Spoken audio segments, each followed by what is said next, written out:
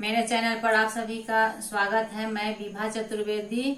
आज हरितालिका व्रत यानी तीज है और मेरे तरफ से जितना भाई बहनें आंगनबाड़ी सेविका मेरा चैनल देख रहा है उन सभी को धन्यवाद।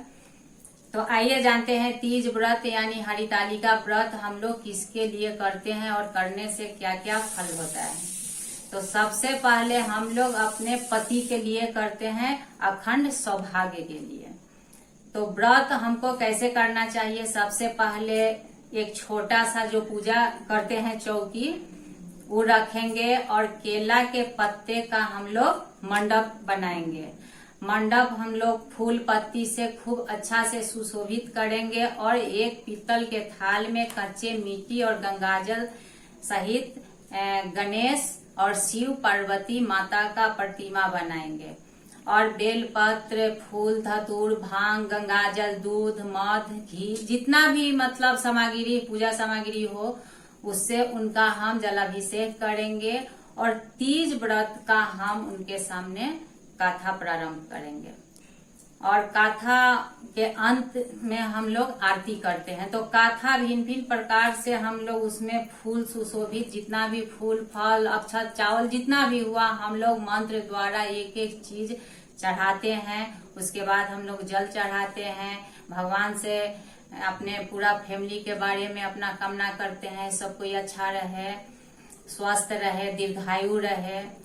तो जो स्त्री अपना निष्ठापूर्ण ये व्रत को करती है वो आजीवन सौभाग्यवती रहती है। अगर इसी में किसी स्त्री का त्रुटि हो जाए, अन्न खा ले, फल खा ले या व्रत नहीं करे, वो घोर नरक में जाती है।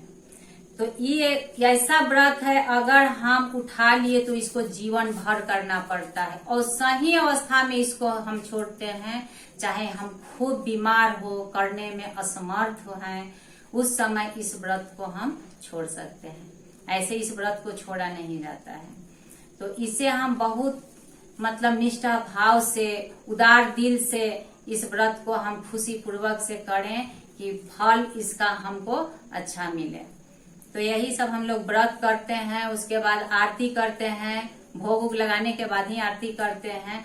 आरती के बाद हम लोग उनको विसर्जन करते हैं। जितना ये सब बांस उसका डलिया में श्रृंगार का सामान हुआ वो सब रखते हैं। सत्तू हम लोग तैयार अरवा चावल का सत्तू चूरन भूंजकर चीनी, घी, लौंग, इलायची, काजू, किशमिश डालकर हम लोग तैयार करते हैं, जो भोलेनाथ पर हम लोग चढ़ाते हैं। भिन्न भिन्न प्रकार का सुगंधित पकवान बनाते हैं, वो भी हम लोग भगवान पर अर्पित करते हैं। और जितना भी फल हुआ वो सब भी हम लोग भगवान पर चढ़ाते हैं। और बांस के डलिया में श्रृंगार का सामान से लेकर सत्तू, खजूर, पिरिकिया, गुजिया जितना भी हो हम लोग रख लेते हैं। पूजा करने के बाद हम लोग उसको दान के रूप में छूते हैं। और सुबह में 3, साढ़े 3 बजे या 4 बजे उठकर नहा धोकर भगवान का पूजा कर बांस के डलिया में अन्न भरकर ब्राह्मण को दान देने के बाद ही हम लोग पारण करते हैं। तो ये व्रत हमको नियम पूर्वक करना चाहिए और भक्ति भाव से। जैसे इस व्रत में सोना नहीं चाहिए, रात भर जागरण करना चाहिए। घर में मंगल कार्य की जैसे हो रहा है तो गाना बजाना के साथ हमको रात भर जागरण करना चाहिए।